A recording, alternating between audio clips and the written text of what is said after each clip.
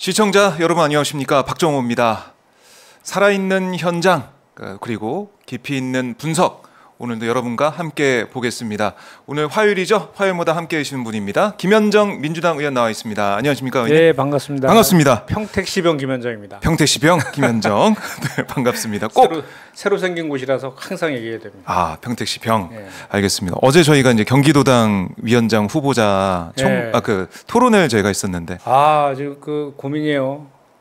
너무 가열돼 갖고 제가 경기도잖아요. 네. 너무 가열됐어요. 과열돼 있어요 지금. 여기저기 연락을 많이 받으시는군요. 조금 전에도 전화 받았어요. 경기도당 위원장 누가 될지 이것도 저희가 지켜봐야 될 것 같고요. 그나저나 지금 어제 하루 지금 주식 투자하시는 분들은 너무나 고통스러운, 낮에도 그랬고 밤에도 그랬고, 왜냐하면 낮에는 아시아 증시 또 국내 증시 포함해가지고 폭락을 또 했고, 간밤에도 미국 증시가 안 좋았습니다. 그렇죠. 자, 뭐 어떻게 봐야 됩니까? 어떻게 보고 계십니까? 이게 지금 서킷 브레이커는 역대 6번째이고 2020년 그 팬데믹 때 그 이후에 처음이에요. 정말 급락을 한 거죠. 근데 지난주 금요일부터 폭락하기 시작했잖아요. 그때 저는 이제 정부의 그 대통령실이나 이런 인식들이 정말 더 걱정이라는 거죠. 그때 금요일 날 뭐라 그랬냐면 일시적 현상이라 그랬어요. 일시적 현상이다. 근데 블랙 먼데이 돼가지고 완전히 그냥 그 사이드카에 이어서 서킷 브레이커까지 계속 발동이 됐잖아요. 그런데도 불구하고 금방 회복될 것이라고 또 이렇게 얘기하고. 그러니까 지금 이 정부는 도대체가 경제와 관련된 거는 근거 없는 그 낙관주의. 도대체 뭘 믿고 그러는지 도대체 이해를 못 하겠어요. 그러니까 경제가 심리라고 하니까 심리가 흔들리지 않기 위해서 낙관적인 얘기를 하는 거 아닐까요? 아니 그 경제 심리를 가장 차갑게 식혀놓는 게 항상 대통령실의 특히 윤석열 대통령의 발언 아닙니까? 근데도 이렇게 정말 시장이 이렇게 출렁거리고 있으면 진짜 경각심을 가지고 말 한마디라도 조심해서 해야 되는데, 말씀하신 것처럼 심리잖아요. 일시적 현상이다. 금방 회복될 것이다. 이렇게 윤석열 대통령 휴가가 있고 항상 무슨 중요한 일 벌어질 때마다 휴가가 있더라고. 그러면서 휴가가 있는데 이런 거에 대해서는 그냥 그 휴가라는 그 말 한마디로 그냥 다 이렇게 피해가면서 거부권 행사는 또 휴가 가서도 해요. 그러니까요. 할 것 같더라고요. 방송사법하고. 할 것 같잖아요. 지금 한다 그러잖아요. 그러니까 이게 지금 이 정부가 이게 지금 제대로 된 국정 운영을 하고 있는 것인지 정말 우려스럽습니다. 네. 화면으로 잠깐 사진도 보여드렸지만 어제 통영 이 전통시장에 가가지고 오징어 회도 사고 사람들과 하이파이브도 하고 막 그렇게 했는데, 근데 우리 국민들이 너무나 이 자산시장에 어떻게 보면 붕괴까지라고 얘기할 수 있는 블랙 먼데이 사태 때문에 힘들었는데, 이렇게 환하게 웃고 휴가 가서 사람들 만나는 모습 보면서 국민들은 참 더 좀 절망했을 것 같습니다. 지금은 사실 빨리 휴가에서 복귀해서 비상경제회의 같은 거 주재하는 그런 모습을 보여줘야지 이 시장이 이게 대통령부터 나서서 긴급하게 시장을 점검하는구나, 이런 이제 시그널이 가는 건데, 아니 무슨 그 휴가라면 지금 거기 갈 때가 아니잖아요. 이거 비상경제회의를 주재할 때이지. 좀 안타깝습니다. 성태훈 실장만 긴급하게 복귀했다라고 하더라고요. 근데 윤 대통령은 계속해서 휴가를 즐기는 상황이고, 물론 오늘 뭐 경제의 당국이 또 긴급 회의도 하고 여러 가지 대책을 논의한다고 하는데, 제일 중요한 게 이제 대통령의 행보고 대통령의 말 한마디에 그걸 좀 보고 싶은 건데, 그게 좀 안 보이고 있는 것 같아요. 그 메시지잖아요. 그 하나하나가 그 언행 자체가 메시지인데 참 걱정스러워요. 뭐 늘상 항상 이게 보면은 이제 우리 서민들이나 국민들이 힘들 때 그 지난 총선 때도 보면 대파 발언이라든지 이렇게 해서 오히려 그 염장을 질러 놓잖아요. 대통령이 오히려 그게 공감 능력이 전혀 없는 거고, 그만큼 이 국가 국정 운영하는 데 있어서의 뭐랄까 이렇게 본인의 언행이나 이런 거 한마디 한마디가 얼마나 엄중한 건지에 대한 인식이 아직은 좀 덜한 거 아니냐는 생각을 하지 않을 수가 없어요. 이제 이 임기 절반 다 이제 돼가는 거 아니겠습니까? 그러면 이제는 좀 달라질 만도 한데 똑같다는 거 아니에요? 계속해서? 제가 오히려 달라질 생각보다는 국정기조 바꾸지 않겠다고 했잖아요. 오히려 그냥 막 그 뭐랄까 야당과의 협치보다는 네. 그냥 강대강 대치로 그냥 누가 이기나 한번 해보자 이렇게 어깃장 국정 운영을 지금 하고 있는 것 같아서 더 걱정이죠 지금. 네. 자, 뭐 오늘 시장 주식시장도 좀 봐야겠지만 일단 뭐 어제 너무 많이 떨어졌기 때문에 네. 좀 반등하는 모습이 있을 가능성도 있지만 이게 이렇게 반등하면서 쭉 갈지 아니면은 정말 계속 흔들리면서 갈지 걱정되는 거 아니겠습니까? 우리 직장인들 특히 주식 투자 좀 많이 하고 있는 분들 많으신데. 특히나 뭐 우리 경제 같은 경우는 미국의 영향을 많이 받고 있는데 미국도 계속 그런 상황이고 그래서 금리도 낮춘다 막 이렇게 가고 있는데 이 낙폭 자체 그 뭐 서킷 브레이커 발동한 것도 있지만 그 낙폭 자체가 네. 일본 다음으로 세계에서 가장 또 높았어요. 낙폭이 떨어진 폭이. 그래서 네. 그러니까 더 이제 우려되는 그런 상황이죠. 알겠습니다. 그 대통령이 지금 휴가가 있을 때가 아니다 이렇게 꼬집어 주셨고 아마 저희 시청자분들도 지금 비상 상황 아니냐 이런 생각 하실 것 비상 같은데. 상황이죠. 그런 그래요. 상황이고 그래서 그러지 않아도 저희가 이제 그 고물가라든지 고금리, 네네. 고환율로 인해서 경제 사정이 대단히 악화됐잖아요. 그래서 지금 상황에서는 적극적 재정 정책을 펴서 내수를 살려가지고 경제를 회복시켜야 된다. 이 주장을 하면서 수도 없이 그런 그 조치들을 할 것을 정부에다가 건의를 했지만 네. 정부에서 계속 건전 재정만 얘기하면서 부자 감세 기조만 계속 유지하면서 그 긴축 재정을 계속 하고 있는 그런 상황이잖아요. 그래서 부득이하게 그 정부 여당이 책임을 방기하니까 우리가 네. 이제 대한 정당으로서 민생회복지원금 그 법안까지 지금 통과시켜 놓은 상황 아닙니까? 그렇죠. 그거조차도 지금 거부권을 행사하겠다라고 이제 시사하고 이게 이원적이다라고 얘기하고 있고 네. 전혀 근거도 없는 그런 주장들을 주장들을 국민들을 호도하고 있는 거 보면 정말 답답합니다. 제가 지난번에 그 김병환 금융위원장 인사청문회 때도 그때 얘기했었거든요. 그 우리가 이제 21년도 문재인 정부 때 그때도 이제 그 팬데믹 때 이제 저기 초유의 팬데믹 상황이 발생했을 때 네. 적극적 재정 정책 폈었잖아요. 그때 경제가 4.6% 성장을 했고 취업자도 100만 명이 늘어가지고 내수가 살고 경제가 회복돼가지고 세수가 역대 최대로 61조 이상이 거쳤거든요. 네. 그런 경험을 갖고 있는데 그 김병환 지금 이제 금융위원장을 임명했더라고요. 결국 우리가 이제 부적격 인사라고 했음에도 불구하고 뭐 당연한 수순이지만 예. 그분이 그때 문재인 정부 때 그 경제 정책 국장을 했었다고 기재부에서 그리고 그 이제 61조의 그 이제 초과 세수가 난 걸 가지고 윤석열 대통령이 대선 공약이었던 네. 소상공인 자영업자에 대한 지원 56조를 했잖아요. 그런 경험을 갖고 있는데 지금 그거보다 더 힘들다고 하잖아요. 그럼 네. 그런 정책을 긴급하게 좀 엄중한 시기에는 긴급한 정책이 필요한데 계속 안 하잖아요. 그럼 왜 안 할까? 이렇게 보면은 저희가 봤을 때에는 그냥 우리 야당이 주도적으로 하는 거가 싫어서 그냥 반대하는 거 아니냐라는 생각밖에 드는 게 들지 않는 거죠. 그러니까 이게 그 민생이라든지 국민의 삶에 대한 무한 책임을 사실 정부 여당한테 일차적인 책임이 있는 건데 완전히 여야가 바뀌어 있고 누가 정부인지를 모를 정도로 그러니까 지금 뭐 국민들이 누가 대통령인지 모르겠다 이런 얘기까지 나오는 이런 상황 아닙니까? 정말 지금 답답합니다. 네. 그러니까 민생에 있어서 여당이 계속해서 야당을 향해서 이것 좀 법안 논의하자, 이 정책 좀 얘기해보자 해야 되는데 그런 게 전혀 없다 보니까 민주당이 민생회복지연금도 그렇고 뭐 노란봉투법도 그렇고 여러 가지 우리 경제에 영향을 미칠 수 있는 민생 법안들을 주도적으로 처리하고 있는데 거기 또 필리버스터하고 반대하고 거부권 나온다 그러고. 네. 그러니까 저는 그게 모르겠어요. 그러니까 예를 들어서 야당의 제안이 본인들이 이제 이런저런 논리로 뭐 툭하면 이원이다 그러는데 뭐가 이원인지도 모르겠지만 그러면 뭔가 그럼 대안을 제시해야 될 거 아니에요. 우리 그럼 정부는 그렇죠. 이렇게 하겠다. 예. 민생회복지원금 25만 원에서 35만 원. 처음에 뭐 25만 원 일률적으로 주는 게 뭐 또 이원적이다. 뭐 어쩌고 뭐 그래가지고 25만 원에서 35만 원 사이로 이렇게 그 구체적인 저거는 구간은 시행령에서 정할 수 있도록 여지까지 두면서 그쪽에 명분도 주는 그렇죠. 법안으로 바꿔서 냈는데도 또 그러잖아요. 네. 예.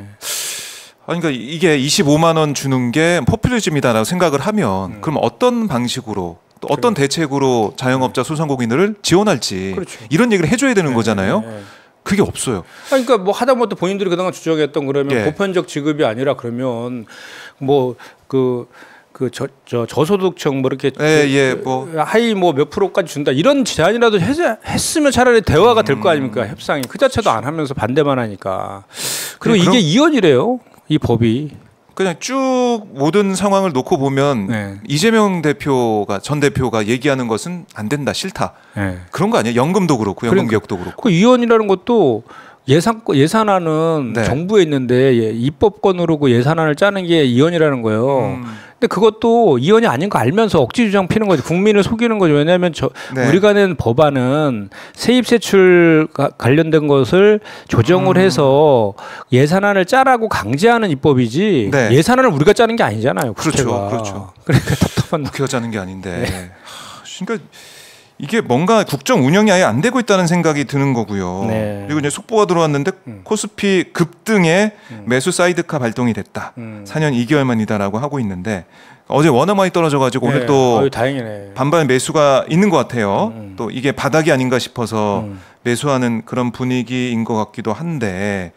그러니까 시장이 이렇게 변동성이 크다는 것 자체도 너무 불안한 거 아니겠습니까? 그럼요. 여기에 대해서 정부의 대책이 뭔지 좀 들어봤으면 좋겠는데 윤석열 대통령 계속 이제 휴가 일정을 진행을 하고 있다는 말씀을 드리겠습니다.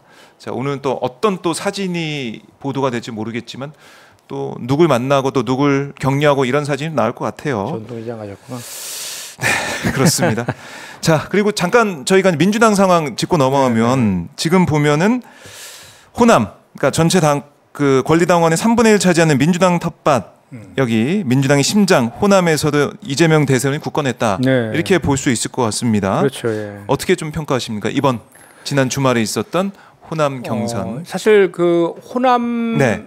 경선 전까지만 해도 전체 한 28% 정도밖에 유권자 수로 따지면은 28%밖에 되지 않았거든요. 그렇죠. 이 호남이 상당히 많은 이제 가장 많은 권리당원이 갖고 있는 곳이라서 대단히 관심이 많았었는데 순위 변동이 많이 있었죠. 특히 뭐 최고위원 후보들. 최고위원들은 네. 당 대표 같은 경우는 이재명 대표의 뭐 대세론이 그대로 이제 유지된 것 같은데 일부에서는 그 보수 언론을 보면 참 보면 그 논조가 시시각각 바뀌는 거 보면은 참 보면 아니 그 90% 넘을 때에는 뭐 일극 체제다, 다양성이 실종됐다, 이렇게 비판하더니 아니 지금도 뭐 보면 뭐 86%인가 이렇잖아요. 네. 그것도 얼마나 높은 수치입니까? 그랬더니 뭐 호남의 호남에서 경고를 내렸다.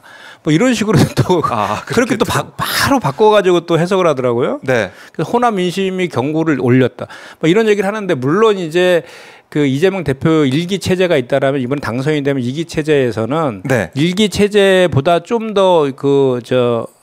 더 새로운 그 다양한 그 정책이나 이런 걸 가지고 수권 정당의 이미지. 그러니까 이번에 이재명 대표 같은 경우는 차기 대권 그 유력한 대권 후보로서 그런 그 미래 비전에 대한 얘기들을 많이 하고 계시잖아요. 먹사니즘이라는 걸 가지고. 그렇습니다. 그런 거와 관련된 이기 지도부에서 이제 더 그런 구체화시키는 그런 역할들이 이제 필요한 거는 분명한 사실이죠. 그럼에도 불구하고 뭐 호남에서 뭐 이렇게 경고를 했다 이거보다는 저는 오히려 우리 호남의 민심이 그 보수 언론에서 일극 체제니 뭐 공산당이니 이런 비판들을 약간 비켜나가게끔 전략적으로 한 86% 정도로 하지 않았나. 그렇게 해석하는 보시면. 게 오히려 좀 더 나을 수는 있을 것 같아요. 다만 이제 이런 건 있을 수 있어요. 저희가 이제 지난 총선 때 지민 비조라 해서 지역구는 민주당, 뭐 비례는 조국혁신당 뭐 이런 게 좀 있었잖아요.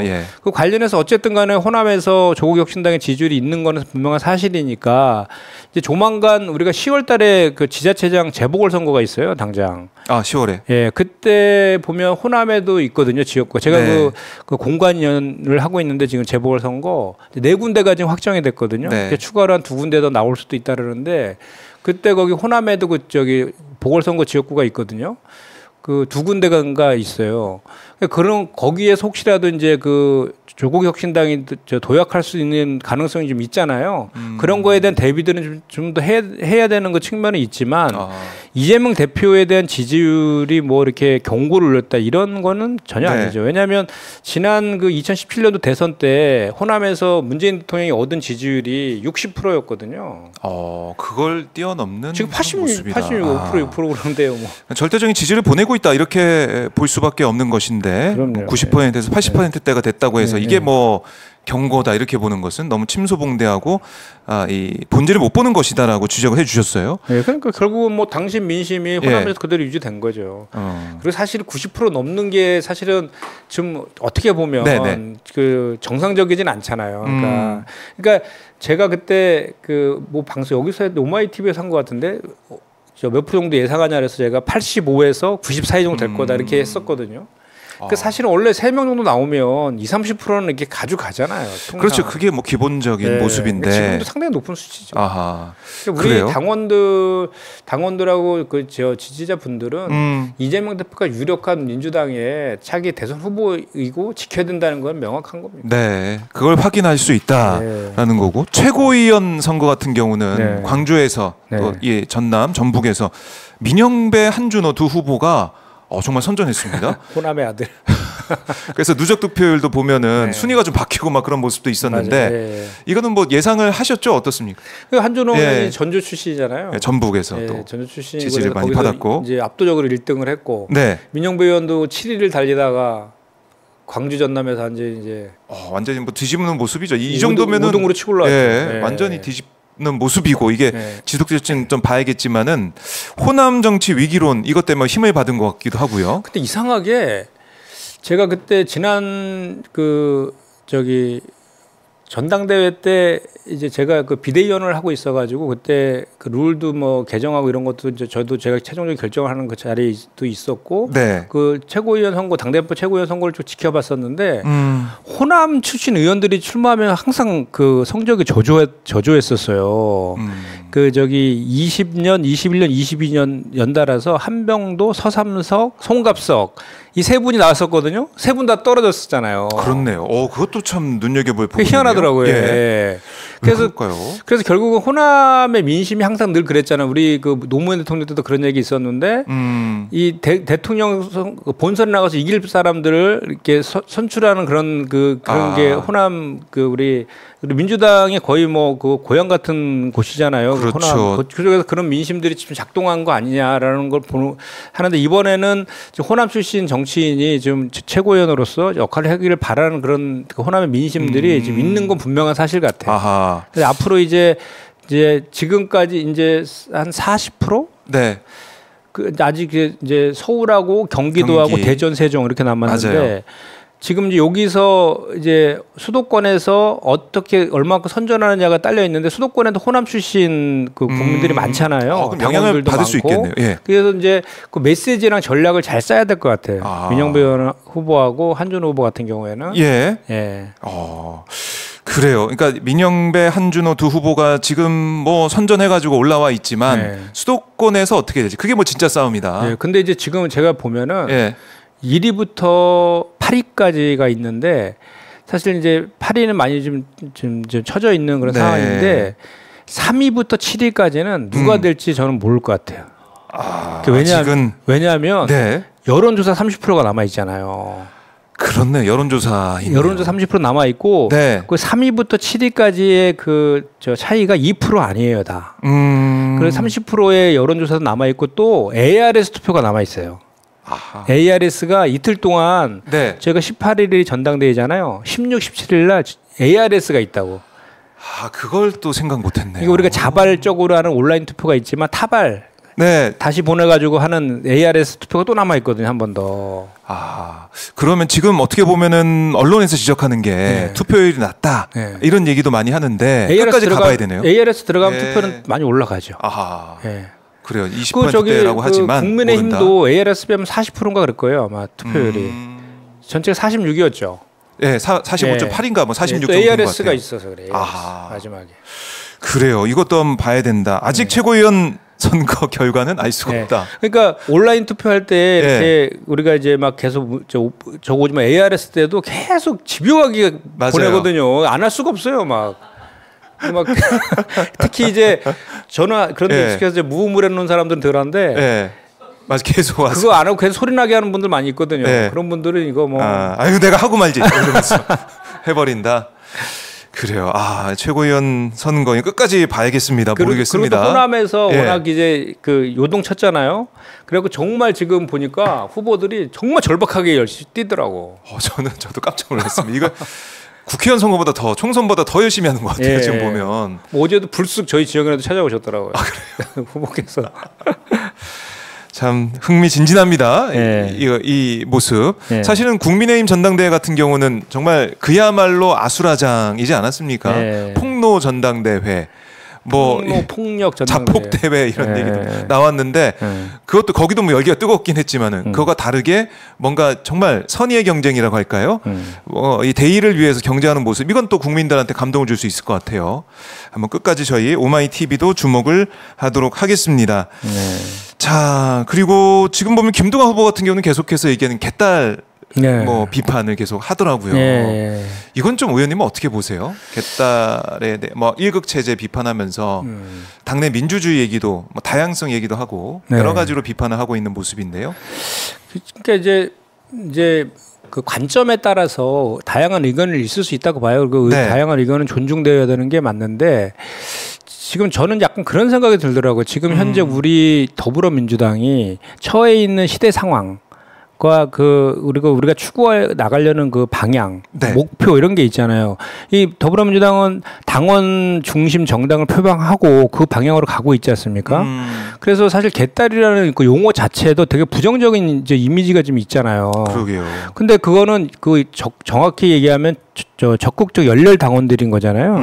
어느 조직이든 간에 적극적으로 우리가 항상 보면 그 2대8이라고 논리를 이게 2대8 논리가 있잖아요. 20%가 열심히 하고 80% 그냥 그 따라와주는 그런 흐름으로 가지 않습니까? 그 20% 해당하는 적극적인 활동층의 당원들이신 거죠. 정확히 얘기하면 그분들이 더불어민주당을 사실 견인해 나가는 역할을 하고 있는 거고 그분들의 그런 폭발적인 그 에너지를 기반으로 해서 총선이나 지방선거나 대선을 치르는 거예요. 사실은. 그래서 그 전에도 늘 얘기했지만 그분들이 예를 들어서 뭐 폭력적 언어라든지 폭력이나 이런 그 일탈행위들을 하는 거에 대해서는 용납하면 안 되겠지만 그분들의 의견을 내는 것, 그 다양성의 차원에서 그거는 우리 더불어민주당의 생명력이 다양성이라고 하고 있잖아요. 그런 차원에서 그분들의 이런 현상들이 네. 이제는 새로운 트렌드로 자리 잡고 있는 것인데 그것을 수용하고 그거에 대해서 순기능을 더 확장시키고 역기능은 좀 최소화시키는 거를 고민해야지 그 자체를 부정하는 것은 그거는 지금 상황에는 맞지 않다라고 저는 보고요. 네. 그리고 김두관 그 후보께서는 제가 봤을 때는 뭐 그전에도 늘 우리 이재명 후보하고 같은 결로 당내에서도 의견을 냈던 분이시잖아요. 그래서 제가 좀 전에 말씀드린 그런 차원에서의 그런 우려 지점을 얘기했다고 저는 보고 오히려 당이 더 한 발짝 더 도약할 수 있는 그런 차원에서의 그 건전한 비판이라고 저는 그렇게 좀 해석하고 싶은데 네. 뭐 혁신회의에 대한 비판도 뭐 하나에 비유하고 막 그런 것들은 도가 좀 지나친 측면이 좀 있으시더라고요. 거기에 대해서 뭐 혁신회의 쪽에서도 반박을 했던데 어쨌든 뭐 선거전이 뜨거워지고 있다 이렇게 또 볼 수도 있겠네요. 뭐 보면 선거는 어쩔 수 없나 봐요. 네. 경선이 되면 뭐 당선되려고 그러시는 건 아니잖아요. 네. 지금 상황이 워낙 차이가 난데도 그래서 자기 주장을 해야 되니까 그렇죠. 선거다라는 특수성을 또 봐야 된다. 그리고 또 하여튼 선거라는 것이 경선이 되고 이렇게 경쟁이 되다 보면 네.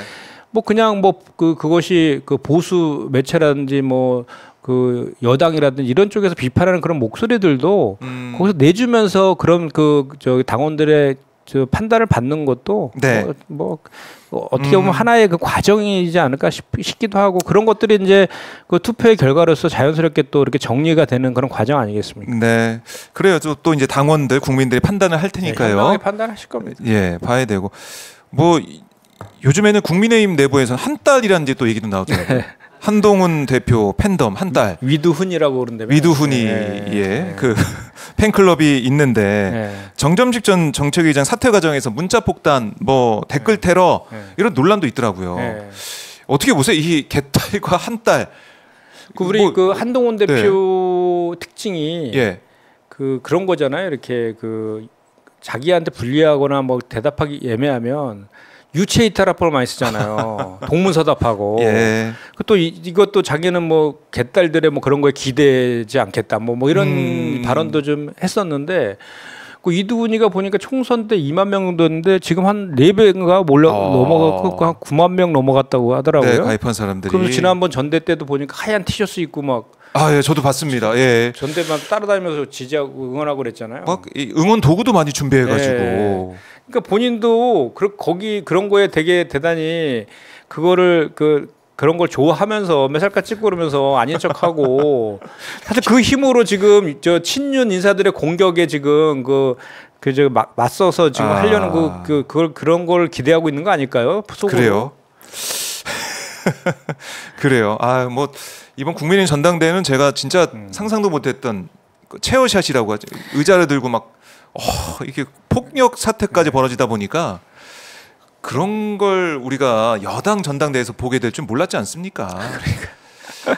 그 상황을 보고 민주당 전당대회 보면 너무 이제 비교가 돼요, 사실. 76년대 그 신민당 전당대회 그 폭력 사태 이후로 네. 처음이었던 것 같아요. 처음 보는 것 같아요. 이거 휴유증은 예. 한참 갈 것 같아요. 계속. 그렇습니다. 뭐 보니까 지금 한동훈 대표가 중진들하고 오찬 회동을 릴레이를 한다고 하는데 뭐 나경원 의원은 안 나온다고 막 그런 얘기도 있고. 뭐 5선인데 나경원 의원은 붙여놨다. 앙금이 좀 남아 있는 것 같기도 합니다. 패스트트랙 그 사건 관련된 폭로에 있어서. 뭐 앙금 정도가 아니라 다들 수사받아야 되잖아요. 수사받아야 될 상황이다. 본인들이 얘기한 거니까. 네, 그래요. 국민의상은 뭐 그렇게 흘러가고 있는 것이고 이 현안에 대해서 이것 좀 여쭤보고 싶습니다. 네. 마약 수사 외압 의혹 이게 지금 큰 현안으로 떠오르고 있는데요.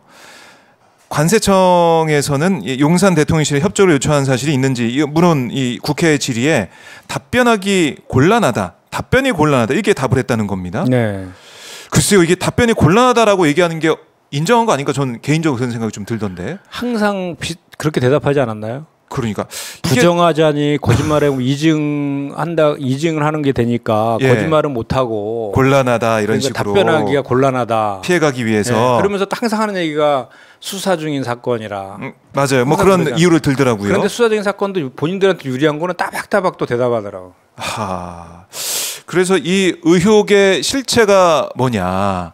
그리고 이 백경정이 얘기를 하면서 폭로한 그런 부분들 그러니까 영등포 경찰서장한테 얘기를 들었는데 네. 용산이 보고 있다. 뭐 이런 얘기를 들었다는 주장이 나오고 있는 거 아니겠습니까? 그러니까 이게 이제 최혜병 수사배 의혹과 너무 판박이다. 뭐 그런 얘기 하잖아요. 그래서 그렇죠. 구도를 보면. 김건희 여사의 또 그림자가 보인다.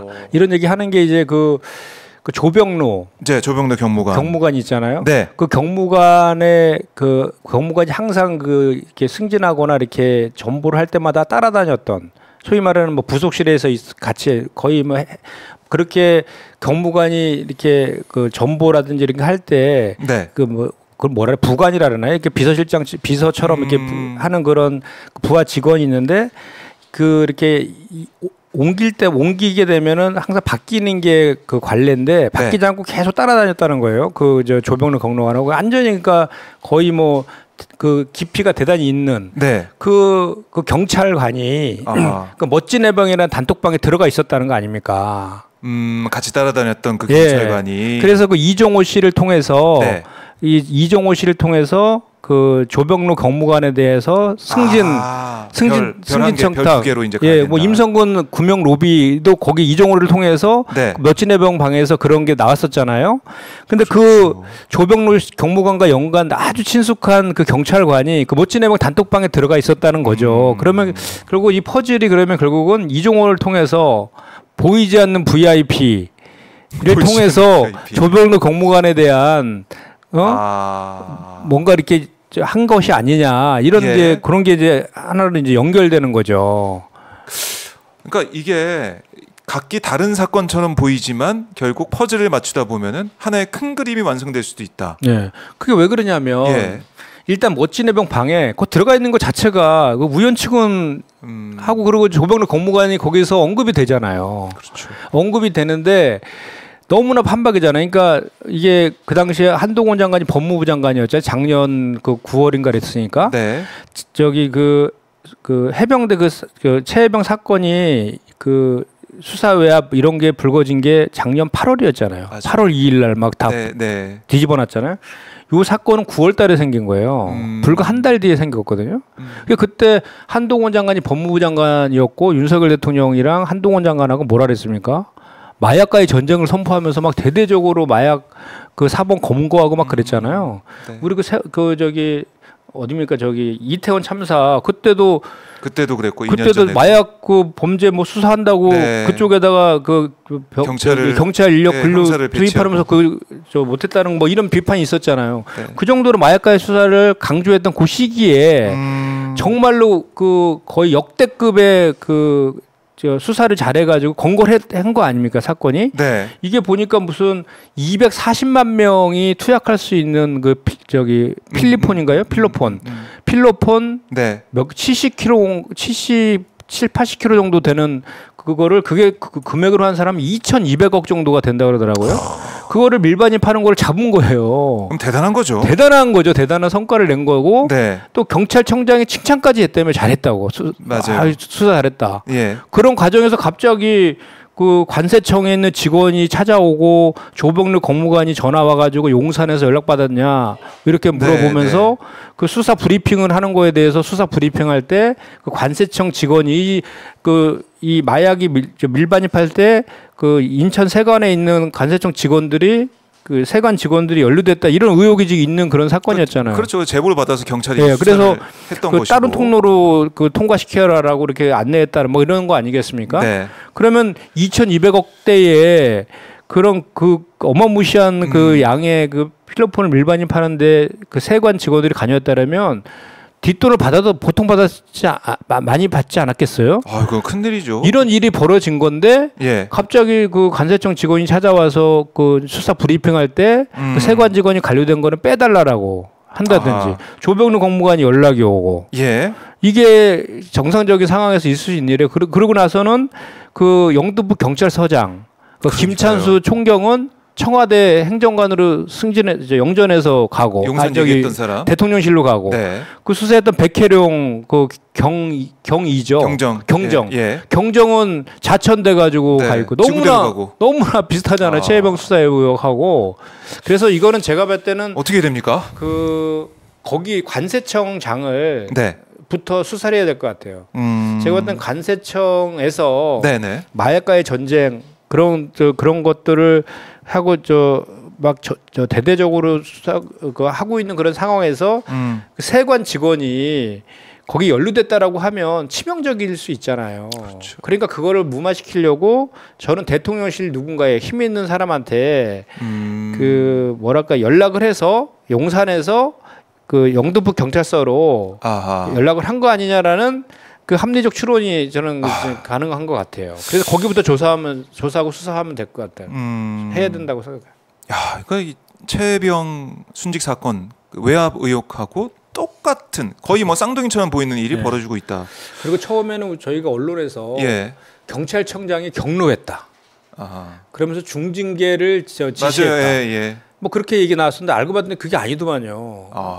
그 우리 당 의원께서 그 자료 요청해서 받은 거에 의하면 그 경징계를 요청했다 그러더라고요. 경징계고 이거는 단순한 뭐 수사 외압이나 청탁이 아니라 단순한 문의라서 경징계를 요구했다라고 하더라고요.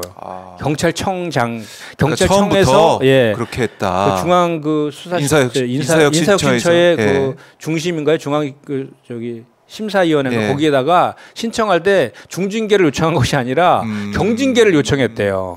그래서 불문 조치가 나왔다. 예. 그러니까 단순 문의라고. 그러니까 뭔가 이렇게 거기까지 연관된 약속 대련 이런 것까지 이제 다 같이 이렇게 보면은 이거는 정말로 그 대통령실하고 법무부하고 관세청이 같이 이렇게 뭔가 연루되지 않으면은 일어날 수 없는 일이 지금 벌어진 거죠. 그래요. 그리고 이제 어제 이 보도가 된 녹취록 같은 걸 보면 이 백경정하고 이 조 경무관 통화 과정에서 조 경무관은 이렇게 물어보네요. 대통령실에서 또 연락이 왔느냐 이렇게 발언했다는 거 아니겠습니까? 그것도 또 연락이 왔느냐. 국회에서 물어봤을 때는 그런 적 없다 그랬는데 다음에 어제 이 녹취가 보도가 된 거예요. 거짓말한 거죠. 거짓말한 셈이 됐네. 지금 이 놓고 보면. 네. 최혜병 수사 외압도 관련자들 보면 말이 계속 바뀌잖아요. 네네. 네. 그 전에는 뭐 통화한 사실이 없다라고 했는데 이 사건에 대해서만 통화한 사실이 없다고 얘기한 거다. 뭐 이런 식으로 통화한 사실이 나오다 보니까 증언이 달라지는 모습. 또 이번 사태, 마약 사태에 대해서도 똑같은 일이 벌어지고 있다. 그것도 정말 딱 한 달 뒤에 연달아 벌어졌잖아요. 네. 이거는 그냥 두고 볼 수 없다 이렇게 말씀하신 거고. 또 이거 하나. 청문회나 국정조사 이제 지금 야, 이게 행안위에서 할 게 너무 많습니다. 현안질이랑 청문회를 하고 그것도 네. 여의치 않으면 국정조사까지 하겠다고 이렇게 지금 생각하고 있는 것 같아요. 그러니까 이런 부분들 국민들이 궁금해하고 이거 좀 이상한데 또 왜 용산이 등장하지? 또 왜 이렇게 외압 의혹이 불거졌지? 여기에 대해서 국민들 앞에 진상을 밝히고 원래 이렇습니다. 설명을 하든가 아니면은 떳떳하다면 수사를 받던가 특검을 받던가 이렇게 하면 해결될 일인데 그건 전혀 또 안 하잖아요. 그 요즘 보면 그런 얘기가 있어요. 모든 길은 로마로 통한다는 말이죠. 예. 모든 의혹은 용산으로 통한다. 뭐 이런 얘기까지 지금 막 하고 있더라고요. 이게 지금 얼마나 어처구니 없는 일입니까 지금.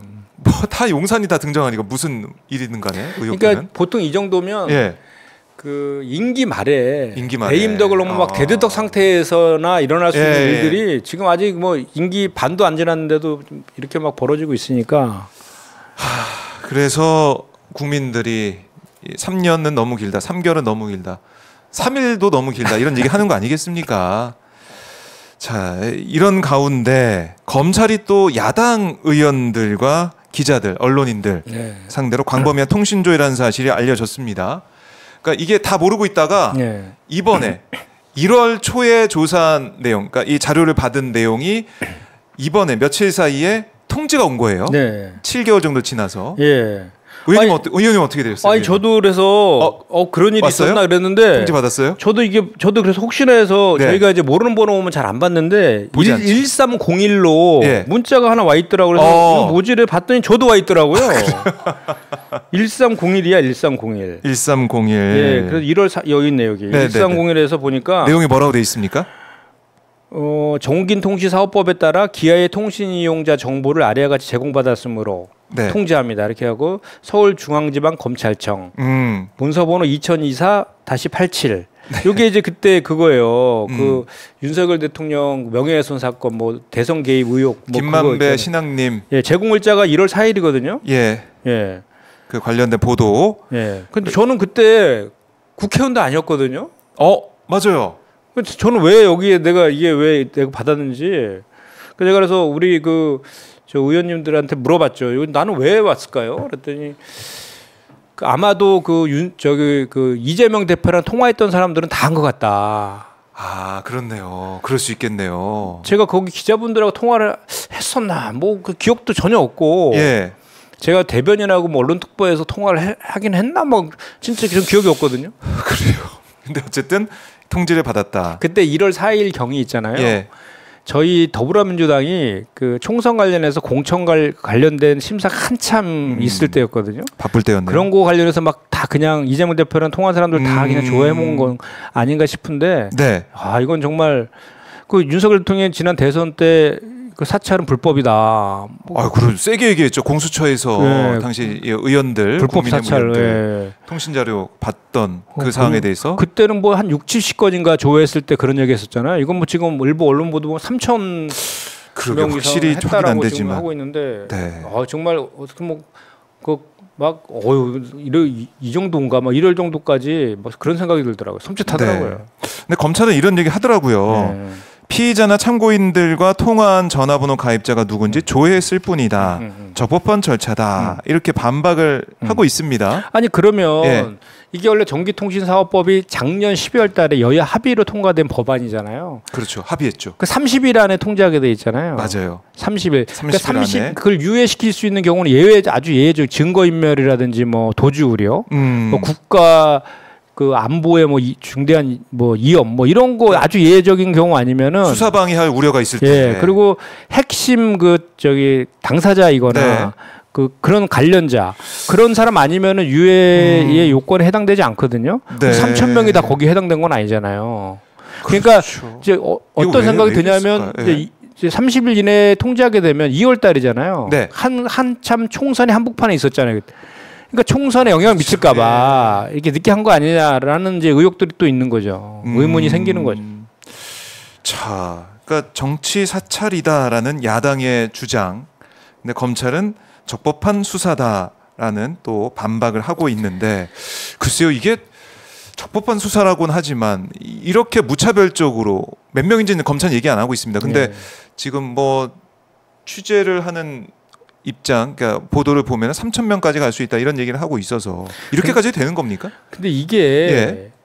그때 이제 그 기억을 이제 복기해 보면 21년도에 9월달에 있었던 일이잖아요. 그때 뭐 김만배 씨나 신하경 씨, 신학님. 네, 신학님. 네. 그 무슨 그때 윤석열 검찰이 당시에 옛날에 부산저축은행 그 봐주기 수사 의혹 있었죠. 그 봐주기 수사 의혹과 관련된 내용이잖아요. 네. 그래서 우리 민주당이 대선에서 유리하게 하기 위해서 그 윤석열 그 저기 언론과 짜고 대선 그 여론을 이게 조작하려고 한 것이다. 이런 의혹에 대해서 수사하는 거잖아요. 그렇죠. 윤석열 대통령 명예훼손이다. 네. 뭐 이렇게 근데 하면서. 그때도 제가 이제 그 당시에 지금 복귀해 보니까 그 당시에 방송에 제가 이제 많이 그때 출연할 때였는데 그때 방송에서 이걸 많이 다뤘었던 기억이 나요. 그때 이제 제가 뭐 무슨 얘기를 했었냐면 그 윤석열 대통령이 후보로 확정된 게 11월 달인가 그래요. 네. 그죠? 맞아요. 이건 9월이잖아요. 아니 그럼 이제 저기 그때 한참 윤석열과 홍준표 후보가 초박빙이었잖아요. 네. 그죠? 그때 아마 그 여론조사에서는 아니 저기 당심은 당심에서. 홍준표가 이기지 네. 않았나요? 그때 아마 그런 조사도 있었던 것 같아요. 제 기억에. 아니 실제로 결과가 그래서 네. 합쳐져 가지고 여론조사하고 네, 네. 이제 그 저기 당원 투표하고 해서 윤석열 후보가 이제 후보로 이제 된 것인데 아니 누가 후보될지도 모르는 상황에서 윤석열 대통령이 후보가 될 거라고 생각하고 2달 전에 이재명 대표도 10월 달에 후보되잖아요. 후보도 되지도 않은 상황에서 네. 언론이랑 짜고 여론을 조작합니까? 그 상황 자체가 시기적으로 논리적으로도 설명도 안 되는 그런 상황이고 네. 이번에 그 재판부에서 공소장 변경하라고 그랬다며요. 공소장의 온통 그러니까 좀 전에 말한 그 부산저축은행에 대해서 네. 그 봐주기 수사했느냐가 핵심인데 그거 관련된 것만 써야 되잖아요. 공소장 일본주의에서. 근데 이재명 저기 후보 지금 현재 후보죠. 전 네. 대표에 대한 얘기만 잔뜩 써놨나 봐요. 그거 다 빼내라. 예. 이렇게 재판부에서 저 수정 지시했다는 거 아닙니까? 그러니까 오로지 이분들은 이 수사 관련된 것도 사실 네. 그리고 대통령에 대한 명예훼손을 수사하는 걸 본 적이 있으세요? 기억이 없는 것 같습니다. 원래 대통령이 예, 예. 저도 마찬가지고 예. 저도 국회의원이지만 이 공직자란 자리가 특히 선출직이란 자리가 명예훼손 당하는 자리 아닙니까? 계속해서 뭐 수많은 그 저 의혹과 비판 이런 걸 항상 받는 자리잖아요. 그렇죠. 저도 제일 그 억울할 때가 네. 정말 그 체력이 방전될 정도로 열심히 하고 있는데 잘 안 보인다. 잘 안 보인다. 뭐 변했다. 이런 얘기 그냥 밑도 끝도 없이 뚝 들으면은 정말 속상하거든요. 근데 그렇다고 해서 제가 그분들한테 저의 명예를 훼손했다라고 제가 네. 고발할 수 있습니까? 그렇네요. 그런 것까지 다 보면서 대응을 해야 되는데 이거는 무조건 뭐 법대로 하는 그런 느낌이 있어서 그러니까 제가 이거는 봤을 때는- 법대로 하고 딴 건 또 법대로 안 하려고. 그러니까요. 본인들 관련된 것만 법대로 하고. 그러니까 이제 검찰 독재 정권이다. 예. 이런 얘기들이 그 국민들의 입에서 나올 수밖에 없는 그런 상황을 초래하고 있는 거죠. 과거에 뭐 그 뭡니까 그 국정원장의 안기부라든지 기무사 통해 가지고 막 그 사찰하고 막 그랬던 것들과 비슷한 것들이 막 네. 벌어지질 않나.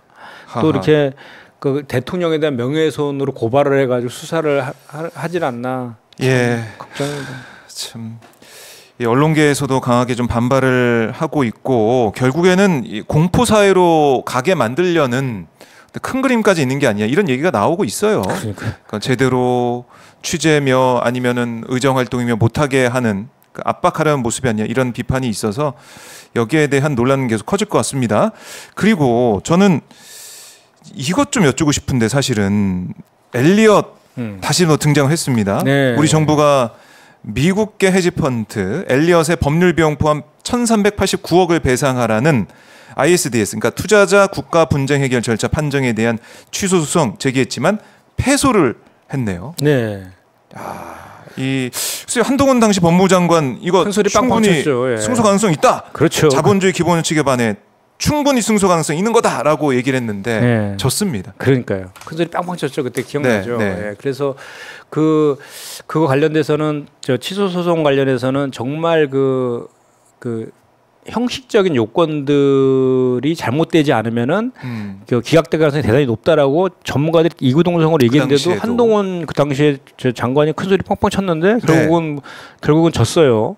1,400억 정도의 지금 국민 혈세가 지금 투입되게 생겼는데 그렇다면 당연히 그거에 대해서 책임 있는 사람들한테 구상권을 행사해야 되는 게 맞지 않습니까? 그럼요. 그러니까 그거에 대해서 혈세로 이제 나가는 게 저희가 아니라. 저를 포함해서 우리 민주당 의원들이 예. 이제 기자회견도 열었었는데 그 당시로 이제 복귀하면 이게 그런 내용이거든요. 제일모직하고 구삼성물산 합병하는 과정에서 누가 봐도 제일모직보다 삼성물산이 훨씬 더 우량한 회사였잖아요. 네. 그런데 그 합병 비율을 1대 0.3인가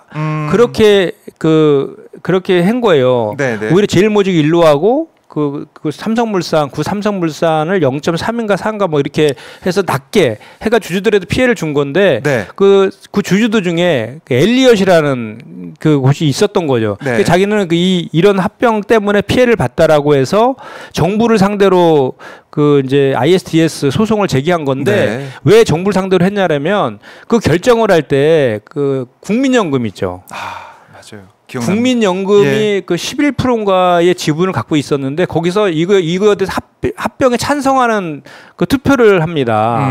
그때 왜 삼성과 그 박근혜 정권의 국정농단 관련해서 뭐 연루 예. 의혹들 막 그건 연관 다 되는 거잖아요. 그때 유죄 판결 받고. 그거에 대해서 지금 졌어요. 그렇기 때문에 당연히 이건 구상권을 행사해야 된다. 이렇게 지금 저희가 주장하고 있는 거죠. 그래요. 이재용 회장, 박근혜 전 대통령 네. 책임자 이런 얘기가 계속 나올 것 같고 그렇죠. 예. 한동훈 장관도 여기에 대해서 입장을 좀 밝혀야 되는 거 아닙니까? 그러니까 얘기가 없어요. 그러니까 얘기가 제가 항상 없어요. 늘 그렇잖아요. 이분은 예. 자기 불리한 거 있으면 그것도 한마디 하긴 했었는데 그래 한마디 했습니까? 예, 별 문제 없는 것처럼 얘기를 예. 한 것 같은데 정확히 기억이 안 나네. 그러니까 이걸 국민들이 제일 이제 궁금해할 수 있고 어떻게 보면은 국민들이 볼 때는 혈세가 들어가는 거기 때문에 이 상황에 대해서 계속해서 얘기를 하고 어떻게 입장을 밝히고 어떻게 대응할지 이걸 좀 주목을 하고 있을 것 같은데 글쎄요. 뭐 좀 조용합니다. 조용하다고 봐야 될 것 같아요. 그러니까 이게 지금 예. 그 국민연금 공단에서는 뭐 구상권을 행사하겠다라고 국회에 나와서 얘기는 했어요. 실제로 할지는 좀 지켜봐야 될 것 같고. 네. 즉 한동훈 대표도 그 당시에 본인이 한 얘기에 대해서 박근혜 전 대통령이라든지 이재용 부회장이라든지 등등 상대로 구상권을 할 것인가에 대한 입장을 발표를 해야죠. 본인이 그 취소 소송 제기할 때 했던 얘기에 대해서 네. 해명을 해야 될 거 아닙니까? 지금 상황이 이렇게 실제로 졌잖아요. 본인이 예상한 거와 다르게. 네. 예. 그러게요. 그 당시 뭐 한동훈 대표가 소송에 반대하는 전문가들에 대해서 뭘 잘 모른다 이런 식으로 무시하는 그런 모습도 있었다고 제가 알고 있는데 그런 것까지 놓고 봤을 때 참 한동훈 대표는 왜 침묵하고 있느냐 이런 얘기가 나올 수밖에 없을 것 같습니다. 이길 가능성이 충분하다라고 얘기를 했었는데 국민 세금을 낭비하는 상황까지 가게 되는 것이고 결국 이게 뭐 지연된 뭐 이자까지 대신 뭐 계속 붙어 나가는 거 아니겠습니까? 이자도 붙는 거잖아요. 이자도 엄청 붙었죠. 이자가 수십억 정도 더 거기다 그 소송 얘기하고 있는데. 비용도 엄청나게 들었거든요.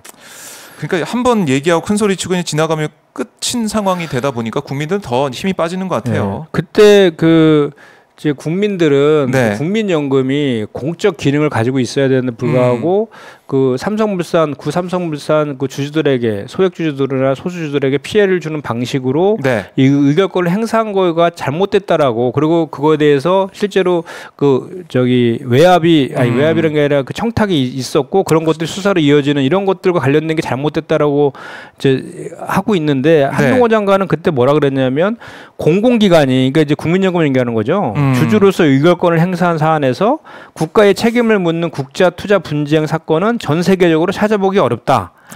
시소송으로 바로잡지 않을 경우 앞으로 우리나라뿐만 아니라 모든 국가의 국부 펀드나 연기금 펀드의 지분권 행사도 부당한 국제 투자 분쟁 제기가 이어질 가능성이 크다. 이렇게 네. 얘기했거든요.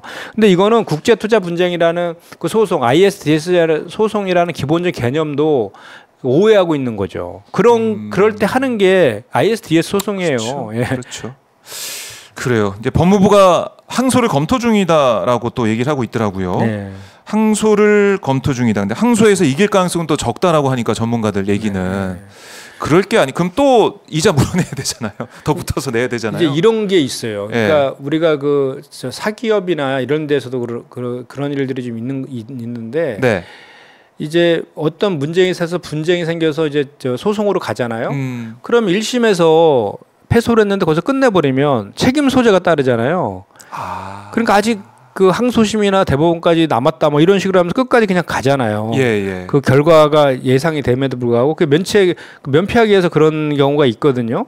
이 건 같은 경우도 여기서 한동훈 당시 법무장관이 그렇게 큰 소리 빵빵 쳐놨는데 여기서 그냥 여기서. 포기해버리면 그렇네. 한동훈 대표 책임론이 또 더 크게 더 불거질 커질 수 있는 있겠네요. 거잖아요, 그죠? 그래요. 그러니까 이게 그냥 이자만 더 늘어나고 막 그러니까 항소할 게 아니라 배상금 어떻게 보면은 낼 수밖에 없는 것이고 구상권 청구를 어떻게 할 거냐 네. 그 방향으로 가야 된다. 그리고 이게 지금 제가 지난번 방송에서도 네. 우리 두산박해 방지법 제가 발의한 거 얘기했었잖아요. 여기도 비슷해요 지금. 여기도 그 두산박해 타고 두산 로보티스 네. 간에 이제 합병 비율이 1대 0.63이잖아요. 그것도 이제 맞지 않죠. 실제는 두산 박해시 예. 저 매출이 10조가 넘고 뭐 저기 훨씬 더 영업이익도 1조가 넘고 두산 로보티스는 그 적자 기업인데도 불구하고 1대 0.63으로 합병. 포괄적 주식 교환하는 예. 거를 지금 그 이사회에서 결의한 거잖아요. 근데 이 두산 파켓의 최대 주주 중에 국민연금이 또 있어요. 또 있어요? 7점 몇 프로인가 2대 주주인가 그래요. 여기에서도 만약에 예. 이거 비슷하게 이렇게 결정을 하게 되면 비슷한 일이 또 터질 수 있어요. 그렇네요. 네, 이런 여기도 일이 국민연금이 들어가 있군요. 그 제가 지난번에 그 금감원 예. 장하고 금융위 그 저기 내정자한테 그 당시에 이거와 관련해서 계속 물었거든요. 어떻게 할 거냐. 네. 예. 야, 이게 뭐든지 다 이 역사가만 반복되는 것처럼 수사 외압 의혹도 판박인 사건이 나오고 있고 네. 이 상황도 삼성 관련된 것도 두산에서 또 반복이 되려고 그러고 국민연금이 또 들어가 있고 그것뿐만 아니라 네. SK인가요? 거기서도 지금 진행되고 있는 것 같고 비슷한 사례. 그러니까 지배구조 개편이라는 명목하에 예. 그렇게 대주주의 이익만 내서 소액주주들한테 피해주는 방식으로의 지배구조 개편들이 계속 이렇게 이어지고 있는 게 더 큰 문제인 거죠. 아니 이거는 어떻게 좀 대응을 해야 되는 거 아닙니까? 어떻게 보면은 그럼 네. 소액주주가 피해를 보는 거잖아요, 네. 우리 국민들이. 그래서 제가 이제 지난번에 두산박해 방지법 네. 이런 일이 벌어질 수 있는 현재 자본시장법에 합병 비율을 정할 때 네. 현재 주식 주가 시가를 기준으로 해서 정할 수 있도록 하는 그 규정 그거를 최대 주주가 최대한으로 악용하고 있는 거에서 비롯되는 거거든요. 그래서 제가 이제 그 두산박해 방지법으로 낸 거는 네. 이런 그 주가만으로 그 합병 가액을 정하지 말고 그 수익 가치라든지 자산 가치들이 있잖아요. 그 본질 가치들. 네. 그걸 종합적으로 해가지고 합병 비율을 정해야 된다. 이렇게 그 법안을 밖에 방지법을 낸 것이고 제가 어제 또 추가적으로 한 가지를 더 냈는데 어떤 겁니까? 상법 개정안을 냈는데요. 네. 그 이사들의 그 충실 의무, 이사들에게 공정 의무를 부여하는 것을 제가 이제 그 법안으로 냈어요. 그건 뭔 말이냐면 지금 현재는 이사들이요. 네. 회사에 대해서만 충실 의무를 지고 있어요. 회사에 대해서만. 상법 382조의 3인가 그런데 네. 회사에 대해만 충실 의무가 있고 주주들에 대해서는 충실 의무가 없어요. 그래서 회사에만 충성하고 그러는 것이군요. 그러니까 그렇게 합병 비율을 그렇게 소액 주주들한테 불리한 방식으로 하더라도 네. 그거에 대해서 그 면책이 되는 거죠. 그 조항에 의해서. 그래서 이거에 대해서 그 충실 의무를 이사까지도 확대시키자라는 상법 개정안도 지금 발의된 것도 있는데 네. 재계에서 극렬히 반대하고 있죠. 재계에서 반대하고 있다. 네, 반대하는 논리가 뭐냐면 그러면은 그 회사가 R&D가 필요해서 그 투자를 한다든지 돈을 쓸 때. 신구 공장을 신축한다 이런 결정을 이사에서 했을 때 네. 그러면 소액 주주들이 우리한테 배당하는 줄 그거 했다라고 문제 제기하면 다 거기 걸리는 거 아니냐 이런 식의 극단적인 예를 들면서 네. 그 반대 논리를 내세웠었거든요. 그래서 제가 그런 그 논리들을 원천적으로 봉쇄시킬 수 있는 상법 개정을 이번에 다시 어제 낸 거예요. 그걸 충실 의무가 아니라 공정 의무라 그래서 그 382조 3의 1항은 그대로 두고 충실 의무는 현재 회사에 있다라는 충실. 거는 그대로 네. 두고 2항에다가 그 이사는 주주들에 대해서 공정 의무를 진다. 이렇게 넣었어요. 공정 의무는 뭐냐면 모든 주주들을 네.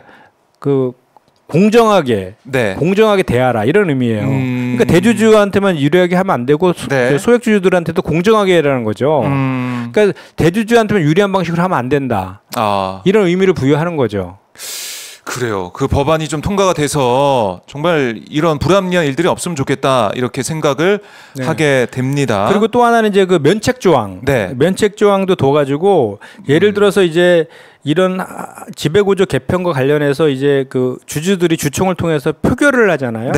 그때 이제 그 최대 대주주라든지 특수관계인들이 그 의결에서 빠지면 빠지고 나머지 주주들만으로 의결을 하게 되면 그 의결 결과대로 되면은 그게 이제 면책이 돼요.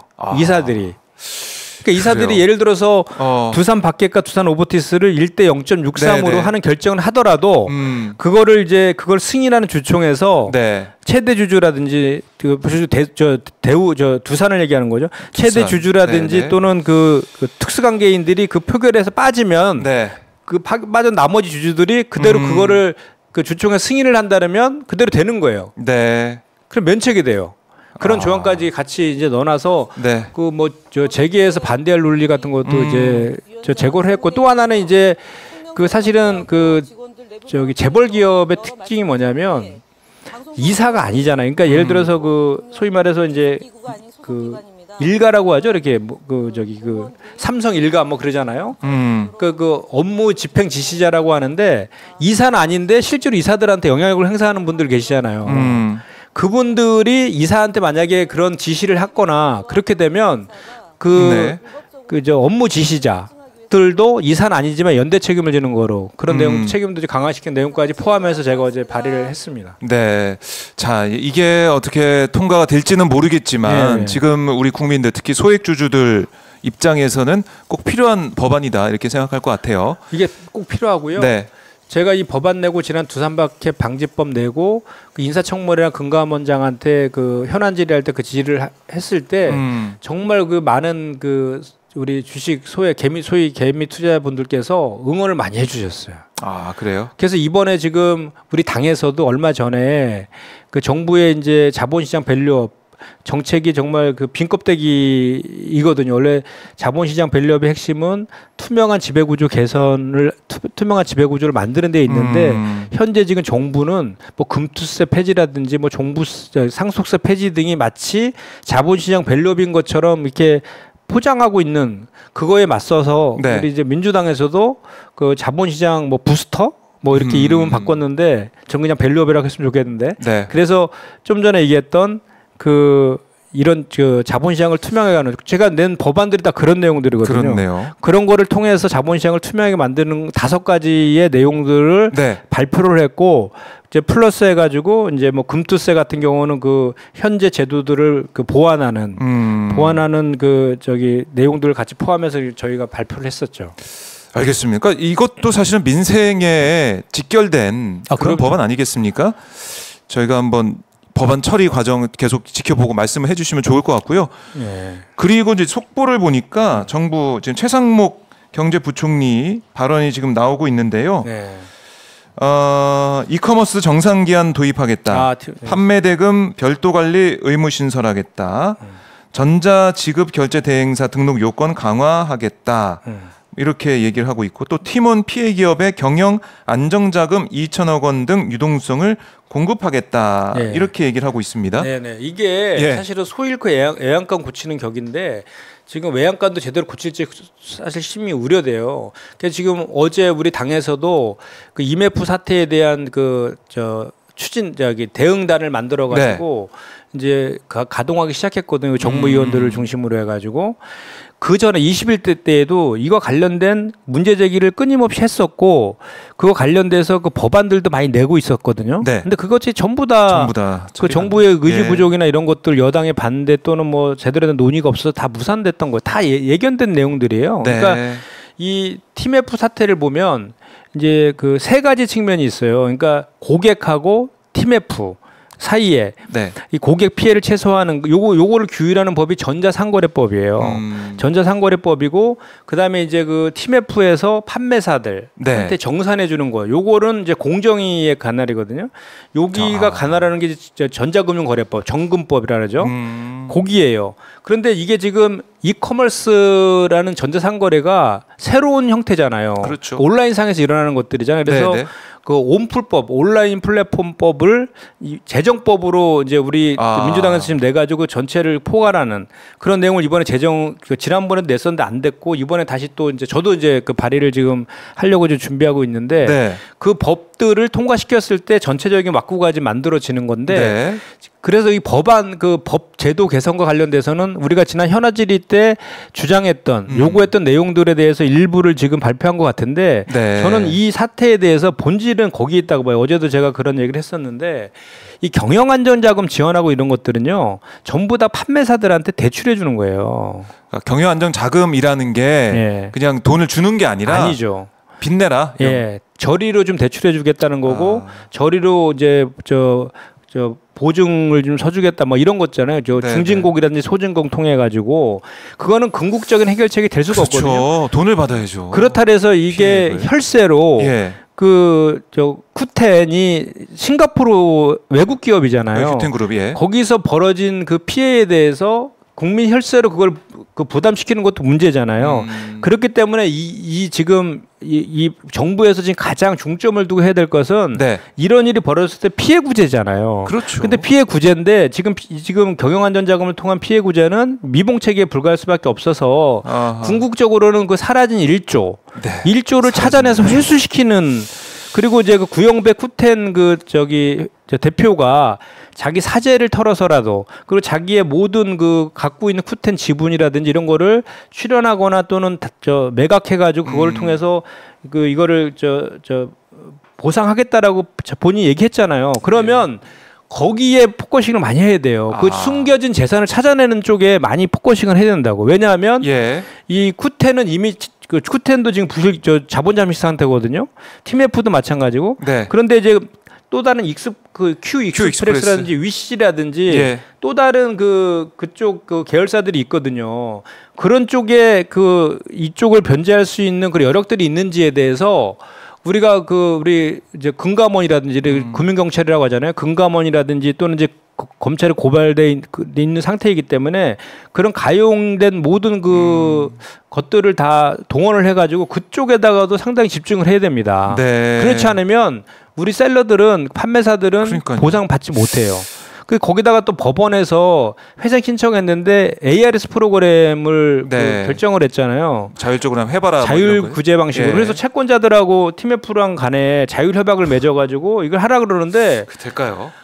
오히려 그 판매사들을 더 죽이는 일이 될 수가 있어요. 왜냐하면 자기가 어떤 분은 뭐 1억이 거기에 묶여 있는 분도 계시지만 뭐 수십억 있는 분도 있고 다 다르죠. 다 다른데 이분들이 사실 TMF가 자본상 상태라서 이 TMF가 정상화 돼야지 그 돈을 받을 수 있는데 정상화 시킨다는 명목으로 그 사람들이 더 출연을 요구할 수도 있잖아요. 채권자들한테. 밑반지독에 물 붓게 되다가 더 피해가 커질 수도 있는 상황이잖아요. 그렇게도 될 수 있는 그런 리스크도 있는 거예요. 그래서 제가 봤던 그 ARS 프로그램 이거는 실효성이 없는데 괜히 시간만 끌고 있는 거 아닌가. 저도 그런 느낌이 우려가 들더라고요. 좀 들더라고요. 자, 뭐 정부의 대책도 좀 미봉책에 가깝다. 그러니까 어떻게 보면 근본적인 해결책이 만들어져야 된다 이렇게 말씀하셨는데 한번 지켜보고 정부가 이 상황 이게 지금 모르겠습니다. 소비자 입장에서도 너무 이게 여름휴가 망쳤다는 분도 있고 피해 본 분도 많아요. 근데 더 큰 피해는 셀러들 거기에 이제 물건을 판 사람들 어떻게 합니까 진짜? 그러니까 이거는 너무 걱정됩니다. 저희가 이제 이거를 정부의 책임에 대해서 정말 저희가 강하게 그 문제 제기를 하지 않을 수가 없는 것이요. 네. 이게 이번에 그냥 갑자기 터진 게 아니에요. 이미 예견돼 있었다니까요. 아하. 예견돼 있었고 작년도 국감에서 그거에 대해 지적도 했었는데 네. 그때도 계속해서 되풀이된 답변이 자율 규제로 안 되면은 그 입법을 해서라도 바꾸겠다. 뭐 이렇게 계속 그런 식으로 그 답변을 왔거든요. 네. 근데 실제로 그 TMF 같은 경우는 2020년도, 2022년도에 자본장식 상태였다고요. 자본장 사태여가지고 금융감독원에서 MOU까지 그 TMF랑 체결을 해가지고 아하. 거기다가 뭐 이렇게 그 별도 계좌로 그 고객 돈이랑 회사 돈이랑 정산 자금하고 회사 돈하고 섞이지 않게 별도로 그렇죠. 놔라. 예. 뭐 이런 지적들을 계속해서 했었거든요, 실제로. 근데 이행을 안 했어요. 그럼 좀 더 강한 뭔가의 조치들을 했어야 되는데 안 네. 하고 자율규제라는 명목하에 그냥 냅뒀다면 방치했단 거죠. 그 책임에서 자유롭지 없다는 거죠. 근데 그랬더니 그 전에 이제 우리 그 민주당에서 계속 주장했던 것이 이게 그 전자상거래와 관련된 그 이커머스와 관련된 곳이 네. 이게 그 전자상거래의 그런 그 기능도 있지만 피지사의 기능도 겸직하고 있기 때문에 그게 금융의 기능도 같이 있기 때문에 금융은 기본적으로 규제 산업이잖아요. 그 예. 금융 회사에 적용되는 규제 같은 것도 여기에 적용해야 된다라고 수도 없이 얘기했는데도 불구하고 자율 규제라는 이름으로 방치해 놨단 말이죠. 아하. 그래서 이런 일이 터졌잖아요. 예. 2022년도에도 지적을 했고 2023년도 지적을 했는데 터졌는데 터졌어요. 지금 와서 뭐라 그러냐면 감독할 근거 규정이 없어서 그 제대로 감독하지 못했다 이렇게 얘기를 하는 거예요. 만들려고 할 때 안 만들어 놓고 이제 와서 그 규정이 없어서 못했다라는 게 앞뒤가 맞는 얘기냐 이거죠. 오늘 김현정 의원님 말씀 들어보니까 이 사안에 대해서 저희가 더 한 걸음 더 들어가서 볼 수가 있는데 결국 글쎄요. 오늘 말씀 아까 저희가 블랙 먼데이 말씀도 하고 검은 월요일 말씀도 하고 들어보면서 정부의 역할이 중요하고 정부의 대응이 중요한데 과연 정부 윤석열 정권은 뭐 하고 있느냐? 네. 대통령은 휴가 가셨더라고요. 그래서 오늘 또 어떤 사진이 올라올지 모르겠지만 지금 이렇게 신음하고 고통받는 국민들이 이렇게 많은데 좀 여기에 대해서 글쎄요. 지금 이 시기에 휴가한 것도 여러 가지 비판이 나오고 있지만 휴가 가서 이런 위기 상황이 터지고 이러면 과연 또 대통령의 입장에서는 또 국민들 앞에 메시지를 내고 국민들을 위로하고 격려하고 힘내라는 희망을 또 보여주는 모습도 보여야 되는데 그냥 전통시장 가서 하이파이브하고 오징어 해보고 이걸로는 안 될 것 같아요. 이번에 그 티메트 사태를 보면서 이 정부가 정말 이렇게 정말 우리 국민들하고 연관된 것들에 대해서 본인들의 그런 이렇게 그 자리 보전이랄까 해요. 네. 자기네 그 기관들의 그런 그 입장을 그러니까 기관들의 이익을 더 챙기기 위해서 기관 간의 그 다툼을 하다가 제대로 된 그 금융감독기구 재편이라든지 네. 법안들이 통과되지 않는 그런 일들이 계속 일어나고 있어요. 이 건 티메트 같은 경우에도 그 전자금융거래법 있잖아요. 그게 정부 입법안이 올라왔었어요. 네. 그래서 거의 합의돼 갖고 통과될 직전이었는데 네. 금감원하고 한국은행 간에 그 기관 다툼하다가 그 법안 통과가 늦어졌어요. 아하. 그래서 늦어져 가지고 이번에 그 통과된 법이 9월 15일부터 이제 적용이 되거든요. 네. 그때 금감원과 한국은행 간에 그 기관 간의 다툼이 없어서 그 법안이 제때 21년도에 통과됐다라고 하면 티메트 사태는 많이 방지가 될 수 있는 가능성이 대단히 높았거든요.